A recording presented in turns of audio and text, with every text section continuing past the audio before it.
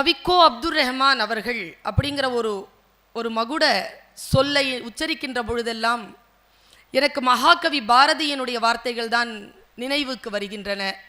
1000 வருடங்கள் ஓய்ந்து கிடந்த பின்னர் வராதது போல் வந்த மாமணி. நான் யோசிக்கிறேன், அவருடன் உட்கார்ந்து பேசிய அந்த கணங்களை கடந்து அவருடைய புத்தகங்களில் அவரை காண்பதற்கான, அவரை தரிசிப்பதற்கான அந்த விஷயங்களில் நான் ஈடுபடுகிறேன். அவர் என்னிடத்தில் ஒரு விஷயம் சொன்னார். உன் கண்ணால் தூங்கிக் கொள்கிறேன் என்ற ஒரு புத்தகத்தை வாசித்திருக்கிறாயா என்று கேட்டார். வாசித்திருக்கிறேன் வாப்பா என்றேன். மறுபடியும் ஒரு முறை வாசித்து எனக்கு சொல் என்று சொன்னார். என்ன ஒரு கட்டுரைகளின் தொகுப்பு அது! இப்படியெல்லாம் எழுதிவிட முடியுமா? வார்த்தைகளை இப்படி எழுதிவிட முடியுமா? அவர் எழுதுகிறார் பாருங்க, இப்படிப்பட்ட சிந்தனைகள் தமிழுக்கு புதிது. நான் தமிழ் படித்தவள் தான். ஆனால் உருதுவில் இருக்கக்கூடிய சிந்தனைகளை தமிழுக்கு கொண்டு வரக்கூடிய துணிச்சலில் சிலர்தான் வெற்றி பெற்றிருக்கிறார்கள். அதில் மகுடம் சூடியவராக கவிக்கோ அப்துல் ரஹ்மான் திகழ்கிறார் என்பதனை என்னுடைய வாசிப்பின் மீதான கர்வமாக நான் சொல்லுகிறேன். மிக முக்கியமான அந்த பதிவுகளை ரஹ்மான் அவர்கள் தந்திருக்கிறார்கள்.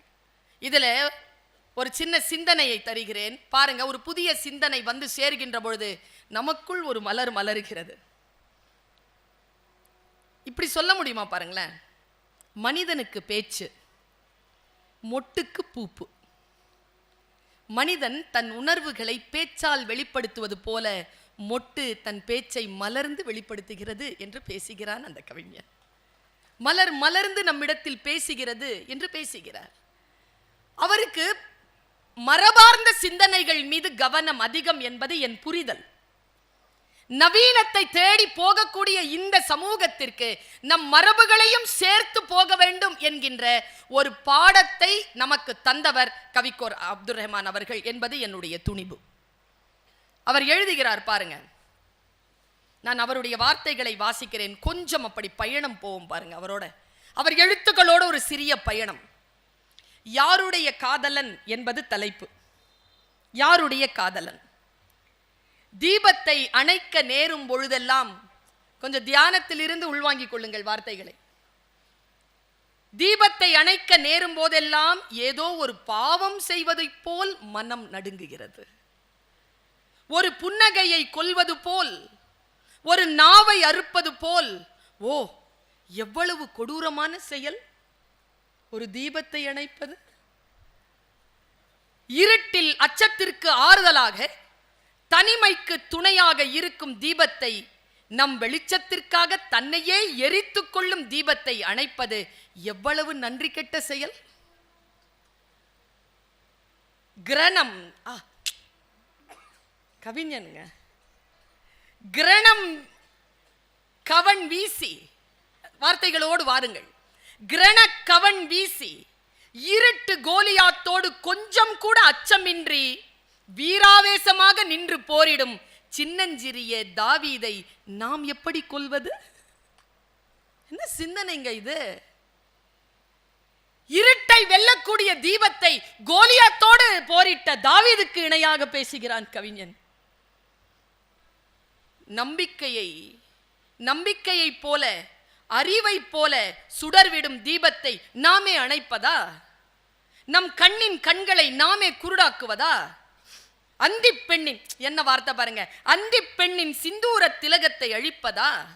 இரவு தன் கூந்தலில் சூடும் இந்த ஒளி பூவை பறிப்பதா? தீபங்களை அணைக்க நேரும் போதெல்லாம் இப்படி நினைத்து நான் கலங்குவதுண்டு. இதுவரைக்கும் அவரா? இப்போ பாருங்க, புதிய அவதாரம் ஒன்று எடுக்கிறார் பாருங்க. முகலே ஆசம் என்கின்ற அற்புதமான திரைப்படம் பார்க்கும் வரை எல்லாம் மாறுது அவருக்கு. அதற்கு பின்னால் சொல்றார், அந்த படத்தில் ஒரு நிகழ்ச்சி, அனார்கலியும் சலீமும் இரவில் அந்தரங்கமாக சந்தித்து பேசுவதை அரண்மனை பணிப்பெண் பார்த்து விடுகிறாள். சலீம் அவளை கொல்ல திட்டமிடுகிறான், முடிவு செய்கிறான். பணிப்பெண் தன்னை கொல்வதற்கான காரணத்தை கேட்கிறாள். அப்பொழுது சலீம் சொன்னான், தீபத்தின் இதயத்தில் இருப்பதென்ன? அந்த பணிப்பெண் கிட்ட கேட்டானா, தீபத்தின் இதயத்தில் இருப்பதென்ன என்று கேட்கிறான் சலீம். இரவின் மௌன கதைகள், சில ரகசியங்கள் என்று பணிப்பெண் பதில் சொல்கிறாள். அதனால்தான் விடியலில் தீபங்கள் அணைக்கப்படுகின்றன என்று சலீம் பேசுகிறான். இந்த அழகிய உரையாடலை கேட்ட பிறகு தீபங்களை அணைப்பதில் கொஞ்சம் சமாதானம் ஏற்பட்டது எனக்கு. அடுத்ததா ஒரு டிரான்ஸ்ஃபர்மேஷன் போதுங்க. ஒரு தீபத்தை தேடி விட்டில் வருது. விட்டிலுக்கும் தீபத்திற்கும் இருக்கக்கூடிய உறவு உருது கவிதை உலகத்தில் காதலனுக்கும் காதலிக்கும் இருக்கக்கூடிய உறவு. காதலியை தேடி வருகிறதாம் மின்மினி. அந்த விட்டில் வருகிறது. விட்டில் வருகின்ற பொழுது அந்த தீபத்தை திட்டு என்று திட்டுகிறது. ஏனென்றால் தீபம் அதை எரிக்கிறது. அந்த இரண்டு பேருக்குமான உரையாடல் உருது பாரசீக கவிமரபில் விளங்கும் இந்த விட்டில் காதலர்கள், விட்டிலும் விளக்கும் காதலர்களுக்கு அந்த குறியீட்டிற்கு விளக்கம் தருகிறார். பாருங்க, அந்த காதலின் அழகிய வசப்பட்டு, அந்த காதலின் அழகியில் வசப்பட்டு தன்னையே எரித்து கொள்ளுகிறதாம் காதலன். இப்படிதான் புரிதல். ஆனால் அந்த கவ்வாலி, ஒரு கவ்வாலியில ஒரு சின்ன கான்வர்சேஷன் நடக்குது. அந்த கான்வர்சேஷனை, அந்த உரையாடலை அவர் பதிவு செய்கிறார். என்னை தான் நீ காதலிக்கிறாயா? விளக்கு கேட்கிறது. என்னை தானே நீ காதலிக்கிறாய்? என்னை தானே தேடி வருகிறாய் என்று அவள் கேட்டவுடன் காதலன் பதில் சொல்றான். பாருங்களேன், இது வித்தியாசமான சிந்தனைங்க. நான் உன்னை காதலிக்கவில்லை, நான் உன்னை காதலிக்கவில்லை, பின் நான் தேடி வருவதும் உன்னை இல்லை என்று விட்டில் வெறுப்போடு பேசுகிறது. நான் வியப்படைந்தேன். கவி சொல்லுகிறார், நான் வியப்படைந்தேன். இது என்ன வார்த்தை? பிறகு யாரைத்தான் நீ காதலிக்கிறாய்? விளக்கு ஆச்சரியத்தோடு கேட்டது. விட்டில் பதில் சொன்னது, நான் இரவை காதலிக்கிறேன், நான் இரவை காதலிக்கிறேன், அதைத்தான் தேடி வருகிறேன்.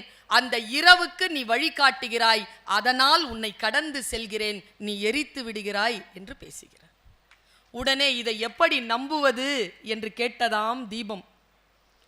தீபம் கேட்டதாம், இதை எப்படி நம்புவது? நீ இரவைதான் காதலிக்கிறாய் என்று எப்படி நம்புவது என்றால், விட்டில் சொன்னதாம், பகலில் எரிந்து பார், வருகிறேனா என்று உனக்கே தெரியும் என்று சொன்னதாம் என்று கட்டுரை முடிகிறது.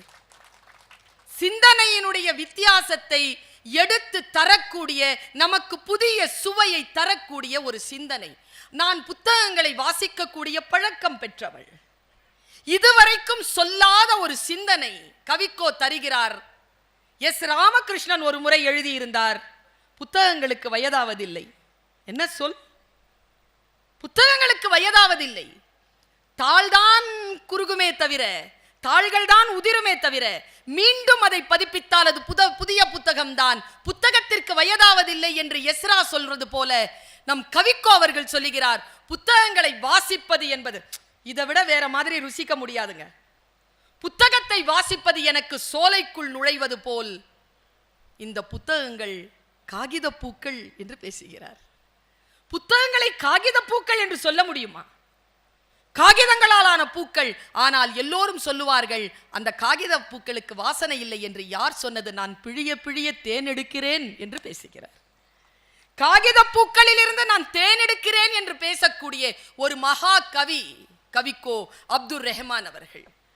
நான் இதை சொல்லி இருக்கிறேன் ஒரு முறை, உங்களிடத்தில் இதை பகிர்ந்து கொள்கிறேன். அவர் மரணம் அடைவதற்கு 20-25 நாட்களுக்கு முன்னால் தொலைபேசியில் தொடர்பு கொண்டு என்னை பார்க்க வேண்டும் என்று சொன்னார். நான் என் தாயாருடன் போயிருந்தேன். அப்போ நிறைய உருது கவிதைகளை பற்றி பேசுகின்ற பொழுது, நீ வீட்டிற்கு போ, உனக்காக ஒரு வரவு இருக்கிறது, உனக்கு அது வந்து சேரும் என்றார். நான் வீட்டிற்கு போனேன்.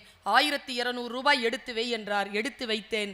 ஒரு மனிதர் ஒரு 4 அடுக்கு புத்தகங்களை கொண்டு வந்தார். ஜலாலுத்தீன் ரூமியினுடைய மஸ்னவி புத்தகம். அந்த மஸ்னவி புத்தகத்தை கையில் கொடுத்து அவர் சொன்னார், தொலைபேசியில் என்னோடு தொடர்பு கொண்டு சொன்னார், பர்வீன், இதை படித்து கடந்து விடு. என் வாழ்க்கையில் நான் அடைந்த அந்த பெரும் ரகசியத்தை நீயும் உணர்ந்து கொள்ள வேண்டும் என்று நான் விருப்பப்படுகிறேன். இதை படித்து கடந்து விடு என்று சொன்னார். நான் அந்த மஸ்னவி புத்தகத்தை வாங்கி இருக்கிறேன். பெரியோர்களே, எனக்கு இந்த மூட நம்பிக்கையில் ஒருபோதும் நம்பிக்கை கிடையாது. நான் அந்த புத்தகத்தை வாங்கி வைத்துக்கொண்டு அடுத்த நாள் கல்லூரிக்கு போகிறேன். எங்களுடைய கல்லூரி தலைவர் மூசா ரசா அவர்களிடம் இருந்து தொலைபேசி எங்கள் கல்லூரி முதல்வர் அவர்களுக்கு வருகிறது. ஜலாலுத்தீன் ரூமி என்கின்ற ஒரு மிகப்பெரிய சூஃபி எழுத்தாளருடைய 22வது தலைமுறைக்கான பெயர்த்தி சென்னைக்கு வந்திருக்கிறார்கள். இன்று மதியம் 2 மணிக்கு கல்லூரியில் அவருக்கு ஒரு சிறு விருந்து ஏற்பாடு செய்யப்பட்டிருக்கிறது. நீங்கள் முக்கியமான ஆசிரியர்களை கூப்பிட்டு கொண்டு அங்கு வாருங்கள் என்று. நான் மஸ்னவி புத்தகத்தை வாங்கி வைத்துக் கொண்டு அடுத்த நாள் காலையில் டர்க்கியில் இருந்து வந்த, இஸ்தான்புல்லில் இருந்து வந்த அவருடைய பெயர்த்தியை காணக்கூடிய வாய்ப்பு கிடைத்தது. அந்த பெயர்த்தியோடு உட்கார்ந்து பேசிக் கொண்டிருக்கின்ற பொழுது அவர் மிகப்பெரிய ஆழமான ஒரு உண்மையை சொன்னார். அதை உங்களுக்கு நான் அப்படியே சொல்லுகிறேன். இதை நான் கவிக்கோவிடம் சொன்னேன். கவிக்கோ என்ன அதற்கு பதில் சொன்னார் என்பதனையும் சொல்லிவிட்டு நான் இந்த பேச்சிற்கான அடுத்த கட்டத்திற்கு போகிறேன். உட்கார்ந்து கேட்கிறேன். அவர் சொன்னார், ஜலாலுதீன் ரூமி 1012ஆம் நூற்றாண்டு 1209 பிறந்தவர், இஸ்தான்புல்லில் 50,000க்கும் மேற்பட்ட கன்னிகளை எழுதியவர், மிகப்பெரிய சூஃபி ஞானி. அவருடைய அந்த பெயர்த்தி சொன்னார், பெண் இறைவனிடம் இருந்து வருகின்ற பரிசு பொருள். சூஃபி சொன்னது, பெண் அன்பானவள் கிடையாது, பெண் அன்பானவள் இல்லை, அவள் இறைவனிடம் இருந்து வந்த பரிசு பொருள். பெண்ணை அடிமைப்படுத்த வேண்டும் என்று நினைப்பவன் காட்டுமிராண்டி, அவளுக்கு அடங்கி போகிறவன் ஞானி என்று பேசியிருந்தார். எனக்கு ஒரே குஷியா போயிடுச்சு. நம்ம மேட்டரை இவங்க பேசுறாங்களே, இவர் இந்த பேச்சை தான் கேட்க சொன்னாரான்னு அடுத்த நாள் வீட்டுக்கு போனேங்க. வாப்பா, சூப்பரான ஒரு புக்கு கொடுத்துருக்கிறீங்க, எனக்கான விஷயம், பெண்களை அவ்வளோ ஏற்றி சொல்லி இருக்கிறார், மிக்க மகிழ்ச்சி, உங்களுடைய கருத்தை தெரிய விரும்புகிறேன். பெண்ணை அடக்கி ஆள்பவன் காட்டுமிராண்டி, அவளுக்கு அடங்கி போபவன் தான் ஞானி, உங்கள் கருத்து என்னன்னு கேட்டேன். அவர் எப்போவுமே அதெல்லாம் ஒத்துக்க மாட்டார், கிண்டல் பண்ணி பேசிக்கிட்டே இருப்பார். அவர் சொன்னார், பர்வீன், அந்த சூஃபி உண்மையை தான் சொல்லியிருக்கார். எப்படி சொல்றீங்க? உனக்கு தெரியாதா? பெண்ணை அடக்கி ஆள வேண்டும் என்றால் அவளுக்கு அடங்கித்தானே போக வேண்டும். நீங்க என்னன்னு சொல்லுவீங்க இந்த மனுஷனை? ஏவாப்பா இப்படி அநியாயம் பண்றீங்கன்னு?